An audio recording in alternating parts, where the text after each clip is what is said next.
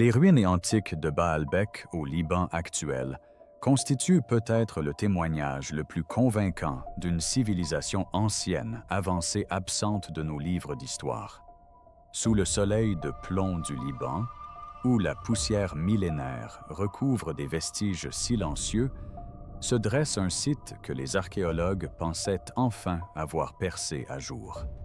Baalbek, un nom longtemps relégué aux oubliettes de l'histoire, considéré comme une œuvre romaine et relégué au passé. Mais tout a basculé lorsque de nouveaux relevés ont été effectués sous la pierre, et ce qu'ils ont révélé était non seulement inattendu, mais terrifiant. Les archéologues sont sous le choc des données, sont discrètement enterrés, et la question que personne n'ose poser plane comme un avertissement. Il ne s'agit pas d'une simple découverte, mais d'une menace pour tout ce que nous croyons savoir de la civilisation humaine. Ce complexe monumental, avec ses immenses pierres mégalithiques, dont certaines pèsent plus de 1000 tonnes, défie toute explication archéologique conventionnelle. Poursuivez votre lecture, car ce qui se cache sous Baalbek est plus sombre, plus ancien et plus insondable que quiconque ne l'a jamais imaginé. Le site qui refuse de s'expliquer. S'il est un lieu sur Terre qui non seulement remet en question nos certitudes historiques, mais menace de bouleverser les fondements même de notre compréhension de la civilisation, c'est bien Baalbek. À première vue, il ressemble à n'importe quelle autre ruine antique, un complexe de temples érodés par le temps entouré de légendes et de monuments. Des générations d'historiens lui ont attribué une étiquette sans hésitation et sont passés à autre chose, la rangeant sans difficulté parmi les réalisations romaines. Ils ont enseigné que les Romains, avec leurs armées, leur génie technique et leur organisation, étaient venus ici, avaient extrait ces pierres et construit la grande plateforme du temple de Jupiter. C'était un récit qui s'intégrait parfaitement aux manuels scolaires, aux panneaux explicatifs des musées et aux cours magistraux. Elle offrait des certitudes, et comme les certitudes rassurent le monde, les a acceptées sans chercher à approfondir la question. Or, les certitudes ont la fâcheuse tendance à s'évaporer dès que l'on étudie la réalité sans idée préconçue. Au fil des décennies, et à mesure que de nouveaux outils se sont mis à explorer les mystères ancestraux, Baalbek a été contrainte de se dévoiler, de sortir de son abri d'explications indiscutables. Pour la première fois de mémoire d'homme, les pierres elles-mêmes furent mesurées, scannées et étudiées. Non pas comme symbole de l'héritage romain, mais comme preuve matérielle dans le cadre d'une enquête médico-légale. Et c'est là que le récit que l'on connaissait commença à se fissurer. Car Baalbek n'est pas seulement ancien, il est impossible. Son existence soulève une question qui bouleverse notre compréhension de l'histoire à la racine. Comment une civilisation censée avoir existé dans les limites de la technologie antique aurait-elle pu tailler, déplacer et positionner des pierres pesant jusqu'à 800 tonnes, les placer avec une précision millimétrique, les aligner sur un ciel des milliers d'années plus vieux que Rome, et accomplir tout cela sans laisser la moindre trace écrite, expliquant comment ni pourquoi. Face à ces faits, même les érudits les plus conservateurs admettent à voix basse que Baalbek ne s'inscrit plus dans la chronologie que nous avons construite pour la civilisation humaine. Ils la transcendent, ils la narguent. Il se dresse comme un monument silencieux porteur d'un message qui résonne à travers le temps. Bien avant l'histoire écrite, quelqu'un possédait un savoir qui nous échappe aujourd'hui. Cette vidéo n'est pas un voyage à travers des conjectures ou des mythes. C'est le déploiement des preuves.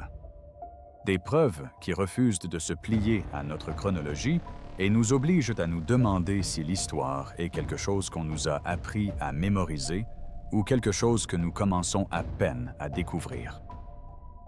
L'effondrement d'un récit que l'on croyait acquis. Pendant près de 2 siècles, Baalbek a été entouré d'un voile de certitudes académiques. Archéologues, historiens et érudits affirmaient avec assurance que tout ce qui se trouvait sur le site appartenait à Rome. Non seulement les colonnes et les temples, mais même les énormes pierres de fondation qui les soutenaient. Le raisonnement semblait irréfutable. Rome était la puissance dominante de son époque. Rome disposait des moyens nécessaires. Rome possédait un savoir-faire en ingénierie. Rome conservait des archives écrites pour presque tous les grands projets qu'elle avait réalisés. Aussi, lorsque Baalbek entra dans le champ académique, le monde accepta une explication qui ne suscitait ni malaise ni nouvelles interrogations. « C'est Rome qui l'a construite », disait-il, et la conversation s'arrêtait là. Mais le savoir comme la pierre se déforme sous la pression. Lorsque des équipes de recherche ont commencé à étudier Baalbek à l'aide d'analyses d'ingénierie moderne, un récit rassurant a commencé à se fissurer. Les marques d'outils gravées dans les blocs de fondation censés révéler l'identité des bâtisseurs ne ressemblaient ni à des ciseaux romains, ni à des outils de l'âge du bronze ou de l'âge du fer. Ces ouvrages ne ressemblaient à rien de connu de la tradition humaine écrite. Des tests physiques ont révélé que les méthodes de transport romaines connues, rouleaux cordes traîneaux, étaient incapables de déplacer des pierres de plusieurs centaines de tonnes sur un terrain accidenté. Les Romains, qui consignaient méticuleusement leur triomphe, qui gravaient des plaques pour célébrer leur prouesse d'ingénierie, qui rédigeaient des récits détaillés sur les routes et les ponts, n'ont pourtant jamais mentionné Baalbek. Il n'existe aucune archive romaine, aucune inscription commémorative, aucun manuel d'ingénierie, aucun inventaire d'outils décrivant la mise en forme ou le levage d'un objet d'une telle ampleur. Pour la première fois, les historiens ont été contraints d'envisager une possibilité troublante. L'explication à laquelle ils s'étaient fiés pendant des générations reposait non pas sur des preuves, mais sur des suppositions. D'après des rapports internes des dernières équipes de recherche, ce changement de ton s'est produit dès les premières mesures effectuées sur des modèles numériques. Les pierres autrefois simplement impressionnantes à l'œil nu devinrent scientifiquement indéfendables sous le prisme romain.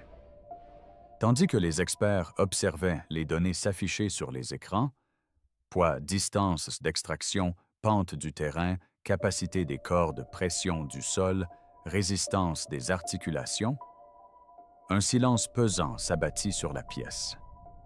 Les chiffres, eux, se moquaient de l'histoire. Ils ont tout simplement refusé d'obtempérer. Et dans ce silence, une prise de conscience s'est installée telle une poussière. Baalbek n'a pas seulement remis en question le cours du temps, il l'a brisé. À partir de ce moment, Baalbek cessa d'être un site expliqué par les érudits et devint un site qu'ils craignaient de remettre en question. Car une vérité unique planait désormais au-dessus des blocs de calcaire, attendant qu'une personne assez courageuse ose la prononcer à haute voix. Si les Romains n'avaient pas taillé les pierres, s'ils ne les avaient pas transportées, s'ils ne les avaient pas alignées, alors qui l'avait fait? L'intelligence artificielle qui avait perçu ce que les humains avaient manqué. Face à la résistance persistante de Baalbek aux explications traditionnelles, l'équipe de recherche comprit que l'analyse humaine seule ne suffisait plus. Leur formation, leurs attentes et leurs préjugés historiques influençaient leur perception. Chaque fois que les preuves contredisaient les récits établis, on évoquait des erreurs de mesure, une mauvaise interprétation ou un manque de contexte. Mais les contradictions devenaient trop flagrantes pour être ignorées. Les Pierres n'avaient aucune patience pour les excuses. C'est donc à contre-cœur que l'équipe se tourna vers une solution qui ne tergiverserait pas, ne spéculerait pas et ne se complairait pas dans les croyances du passé. Ils se sont tournés vers une machine. Une intelligence artificielle de reconnaissance de forme, initialement conçue pour l'étude médico-légale des pierres, et la recherche en ingénierie de pointe a été choisie pour rouvrir l'histoire de Baalbek. Elle avait déjà fait ses preuves sur des ponts romains, des pyramides mayas et des fondations chinoises antiques. Elle étudiait les signatures microscopiques dans les métaux, interprétait les relevés radars et comparait la géométrie à des modèles célestes millénaires. Mais à Baalbek, sa mission était sans précédent.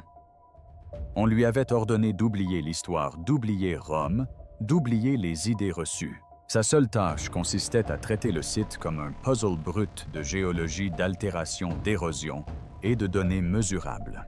D'après des notes internes, les chercheurs insistaient pour que chaque fichier soit intégré à l'IA telle qu'elle photographie, sans légende, analyse de sol de carrière, sans commentaires, mesure laser, sans interprétation historique. Ils craignaient qu'en y intégrant leur théorie, la machine ne se conforme aux attentes humaines. Pour une fois, l'objectif était la clarté, quel qu'en soit le prix. Le système analysa la matière par étapes. Il a d'abord analysé les marques d'outils, puis la géométrie de la construction, ensuite la structure du sol, et enfin l'orientation du ciel. Il a combiné tous ces résultats en une seule analyse fusionnée. Et lorsque le modèle final est apparu, l'atmosphère dans la pièce a complètement changé. D'après plusieurs témoins, le silence qui régnait dans le laboratoire était si pesant qu'il en devenait presque physique, car la première contradiction majeure apparut sans hésitation. Les mégalithes fondateurs ne correspondaient pas aux techniques d'ingénierie romaine.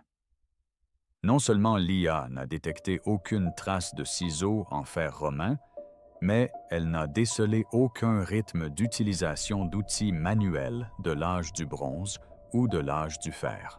Les surfaces étaient trop uniformes. Les découpes étaient trop lisses. Les angles étaient trop précis et trop réguliers. Les pierres se comportaient de façon mathématique, comme si leur forme avait été façonnée par un système qui comprenait la régularité à la manière d'une machine et non d'un marteau. Ce système allait plus loin. Il identifiait des schémas d'agencement jamais utilisés par les Romains, calculait des tolérances d'assemblage absentes de toute construction classique et pointait vers un modèle d'alignement céleste datant d'une époque plusieurs milliers d'années antérieure à Rome. À ce moment précis, quelque chose dans le récit communément admis s'est effondré. Plusieurs chercheurs auraient exigé que le fichier soit réexécuté. D'autres ont insisté sur le fait que le programme avait dysfonctionné.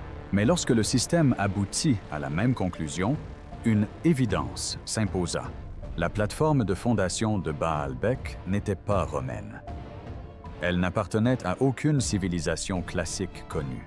Aux yeux de la science, un récit qui avait prévalu pendant près de 2 siècles s'est effondré en quelques secondes. La question qui hantait l'équipe était simple, mais d'une ampleur terrifiante si les Romains ont hérité de Baalbek, qui donc reposait sur cet héritage. Pour y répondre, ils se sont replongés dans l'épreuve. Ils examinèrent à nouveau les pierres, non plus avec le regard de l'histoire, mais avec celui d'un enquêteur de scènes de crime. Et ce qu'ils découvrirent ensuite épaissit encore davantage le mystère des marques d'outils témoignant d'un système d'ingénierie disparu.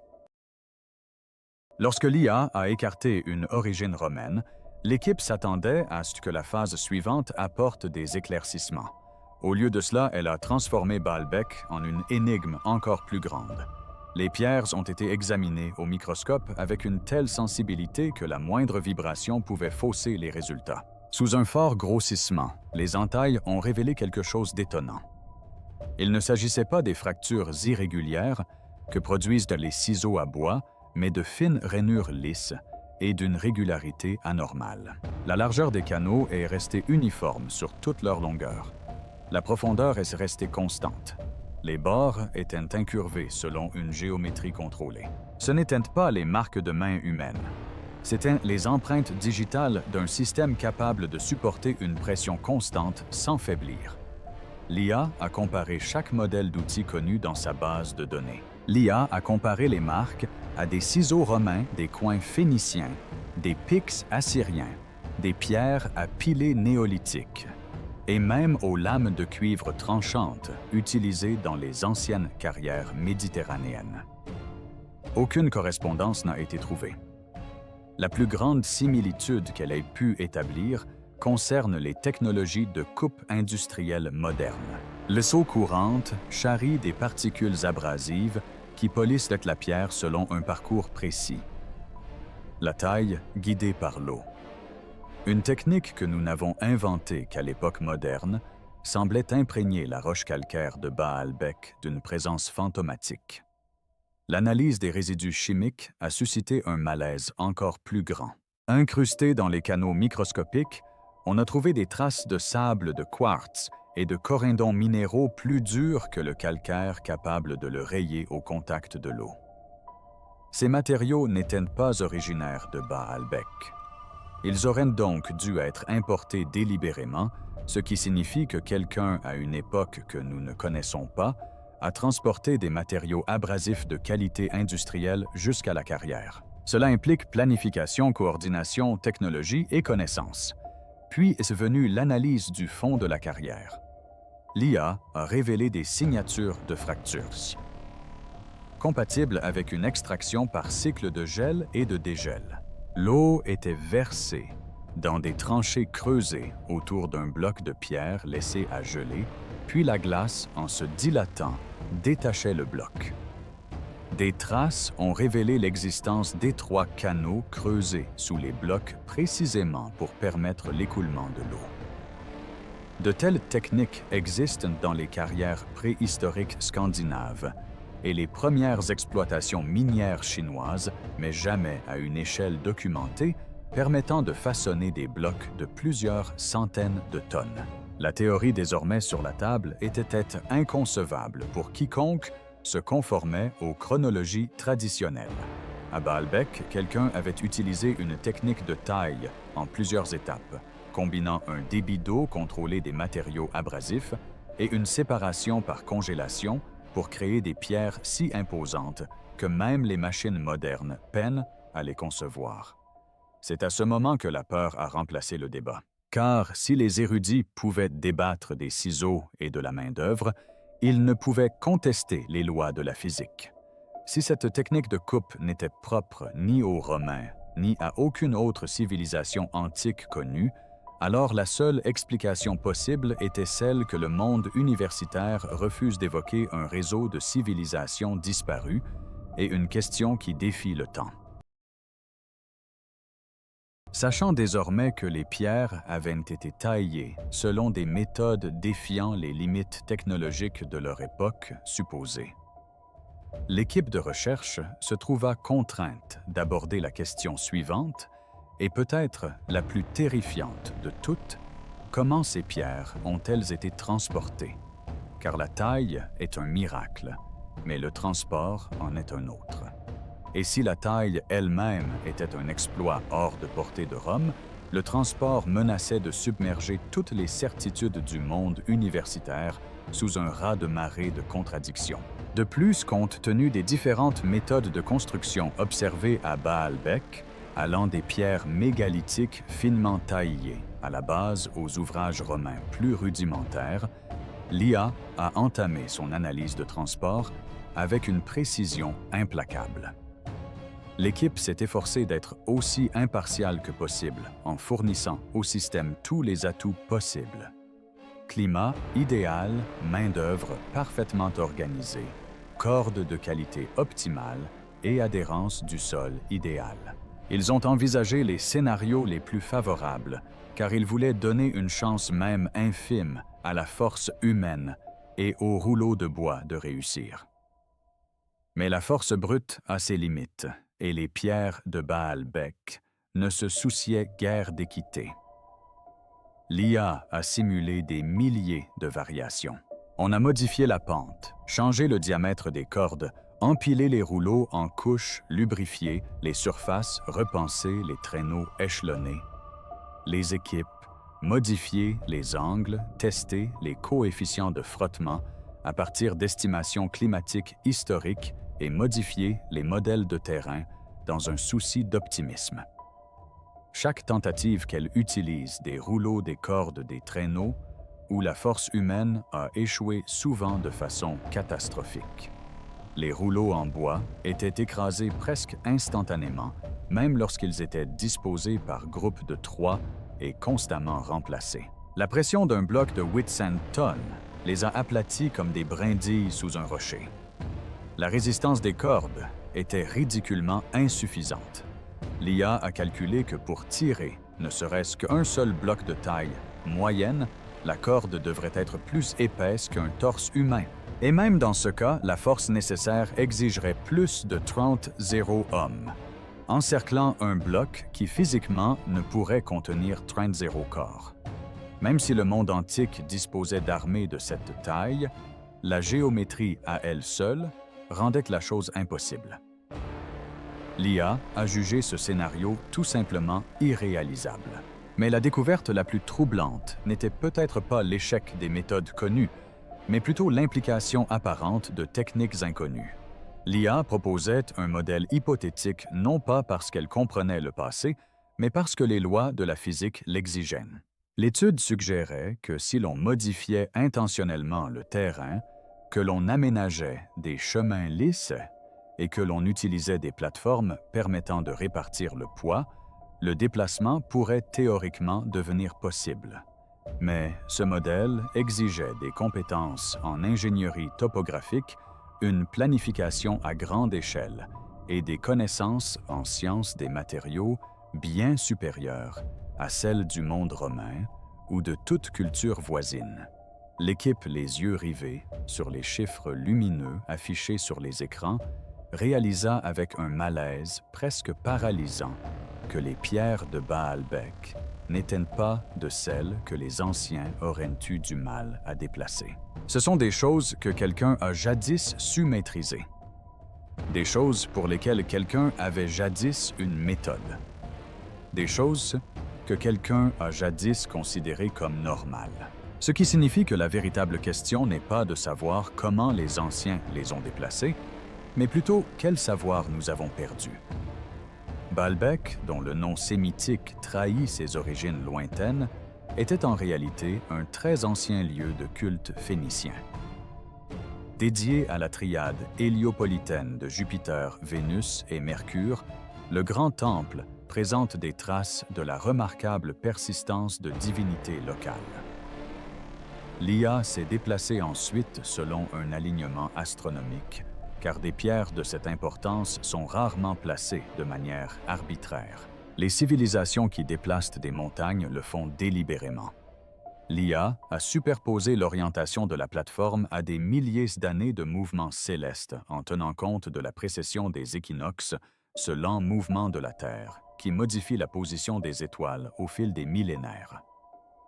En projetant cet alignement dans le passé au-delà de l'époque romaine, au-delà des archives de l'âge du bronze et même au-delà des premières civilisations connues, elle a trouvé une correspondance exacte. La plateforme mégalithique de Baalbek était parfaitement alignée sur le lever du soleil au solstice d'été, mais pas à l'époque romaine, loin de là.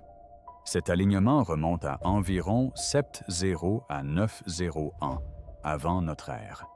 Si cette datation est ne serait-ce que partiellement exacte, alors quelqu'un bien avant la Mésopotamie, avant l'Égypte, avant Sumer, avant ce que nos manuels scolaires appellent le début de la civilisation, possédait des connaissances astronomiques suffisamment détaillées pour suivre la course du Soleil sur des milliers d'années, une géométrie d'une précision topographique suffisante pour concevoir une plateforme alignée sur cet événement céleste et des compétences d'ingénierie suffisamment puissantes pour placer des pierres plus lourdes que des avions sur le socle rocheux avec une précision millimétrique. Cette prise de conscience a provoqué un choc psychologique, car si les faits peuvent être débattus dès lors que l'on voit des chiffres alignés sur un ciel plus ancien que la civilisation, le déni devient un acte de peur.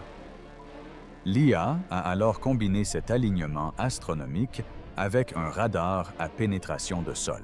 Elle a permis de créer une carte tridimensionnelle de la résistance du substratum rocheux sous le Triliton. En superposant l'empreinte de chaque pierre aux zones rocheuses les plus résistantes, le motif était d'une précision troublante. Chaque pierre reposait sur l'emplacement le plus solide possible. Certaines pierres étaient positionnées à quelques centimètres seulement de zones de fracture fragiles. Ce niveau de précision géologique signifiait que les bâtisseurs ne se contentaient pas de poser des pierres sur le sol. Ils lisaient le terrain. Ils savaient où se situaient les fractures, où le sol se comprimait, où la pierre résisterait. Ils comprenaient la Terre comme les ingénieurs civils modernes. Ce type de prise de décision n'est pas le fruit du hasard. C'est une intelligence structurelle. Puis vinrent les pierres elles-mêmes. Un bloc de 800 tonnes est déjà incroyable. Mais près de la carrière se trouve la pierre de la femme enceinte, estimée à 10 tonnes. Et en dessous, identifiée seulement lors d'un relevé en 2014 et confirmé par modélisation numérique, un bloc estimé à 1,650 tonnes. Une pierre si imposante que même les grues modernes trembleraient dans sa présence. Elle était sculptée, elle était façonnée. Le projet était presque prêt à être déplacé. Mais il n'a jamais quitté la carrière. A-t-il été abandonné parce que les bâtisseurs ont disparu? Un désastre s'est-il produit? Quelqu'un a-t-il interrompu une civilisation en plein essor, laissant sa signature finale inachevée, une pierre attendant de parler à travers le temps? Une fois l'analyse de l'IA à Baalbek terminée, le projet était censé s'achever. Mais la curiosité, une force invisible peut-être plus ancienne que les pierres elles-mêmes, a poussé les chercheurs à franchir une étape supplémentaire. Ils ont demandé à la machine de comparer les données de Baalbek à celles d'autres sites sans s'attendre à des résultats significatifs. L'IA a comparé les marques d'outils, les alignements astronomiques, la géométrie des joints, les signatures des fractures de la carrière, les techniques de drainage, la logique d'empreinte du substratum rocheux et les rapports de mesure. Et ce que la machine a révélé n'était ni une correspondance ni une coïncidence, mais un réseau. Göbekli Tepe Nabta Playa, les strates les plus anciennes de Jéricho, les temples maltais, les dolmens du Caucase, les fondations pré-dynastiques égyptiennes. Dans tous ces sites dispersés à travers les continents et les époques que nous croyons déconnectés, apparaissent des fragments d'une même conception architecturale. Motifs d'outils, logique géométrique, lecture de la roche-mère, alignement du ciel, avec des époques qu'aucune culture n'aurait dû connaître. Signature de fractures gelées dans les carrières, comme si quelqu'un, un savoir, une civilisation, avaient existé non pas pour naître et disparaître en un seul lieu, mais pour s'étendre comme une ombre sur la terre, bien avant nos premiers souvenirs écrits avant de s'évanouir. Il ne reste aucun texte, aucun outil, aucune histoire hormis la pierre qui subsiste quand tout le reste retourne à la poussière. Les chercheurs qui ont constaté ce phénomène décrivent un silence étrange. Non pas le silence de la satisfaction, mais celui de se tenir au bord d'une falaise, le regard plongé dans les ténèbres où pourrait se cacher la vérité. Car si un savoir aussi avancé a existé puis disparu, que sommes-nous? Sommes-nous l'apogée de l'humanité ou les vestiges d'un passé plus vaste? Si vous souhaitez continuer à exhumer ce que l'histoire a tenté de dissimuler, aimez cette vidéo, abonnez-vous et activez les notifications, car la prochaine découverte pourrait non seulement remettre en question l'histoire, mais la détruire.